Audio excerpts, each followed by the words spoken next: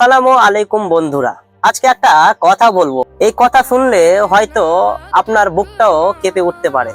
আজ আমরা শান্তিতে রমজান মাসের রোজা রাখছি, সেহরি খাচ্ছি, তারে খেজুর, পানি, ফল সবই আছে। কিন্তু পৃথিবীর সব মুসলমান কি একইভাবে রমজান কাটাতে পারছে বলেন তো? আজ মধ্যপ্রাচ্যের যুদ্ধে আর উত্তেজনার খবর শোনা যায়, বিশেষ করে ইরান, গাজা, এই দেশগুলোতে বিশেষ করে আমাদের যুদ্ধ চলছে। মুসলমান ভাইদের ওপর অত্যাচার।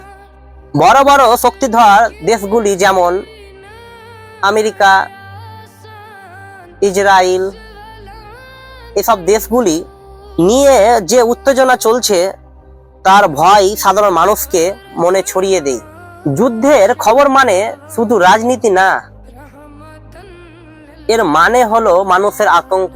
একটা মা ভাবে তার সন্তানকে কিভাবে নিরাপদ করতে হবে, একটা শিশু ভাবে আগামীকাল সে কি খাবে।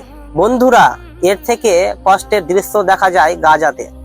রমজান মাসের রাত, সেহরির সময় হয়ে গেছে। একটা ছোট্ট বাচ্চা ঘুম থেকে উঠে বলে মাকে, মা সাহারি খাবো। মা চুপ করে থাকে, কারণ ঘরে খাবার নেই, চুলহায় আগুন জ্বালানোর গ্যাস নাই, পান করার পরিষ্কার পানি নেই। মা তখন শুধু একটাই কথা বলে, বাবা আমাদের আল্লাহ দেখতেছে। কিন্তু তখন তার নিজের চোখ দিয়েই পানি পড়ে। বন্ধুরা, আমরা যখন ইফতারে খেজুর মুখে দিই, তখন পৃথিবীর কোথাও একটা মুসলিম শিশু ক্ষুধায় কাঁদে। সে শুধু বাড়িঘর ধ্বংস করে না, যুদ্ধে মানুষের আশা আকাঙ্ক্ষা ভেঙে দেয়। আমাদের প্রিয় নবী হযরত মুহাম্মদ সাল্লাল্লাহু আলাইহি সাল্লাম, তিনি শিখিয়েছেন একজন মুসলমান আর একজন মুসলমানের কষ্ট অনুভব করবে। রমজান হচ্ছে অন্যের কষ্টকে বোঝার মাস। তাই আজ আমরা সবাই দোয়া করি, হে আল্লাহ, যেসব অসহায় হয়ে বসে আছে তাদের ঘরে রিজিক দাও, পৃথিবীর সব জায়গায় শান্তি দাও।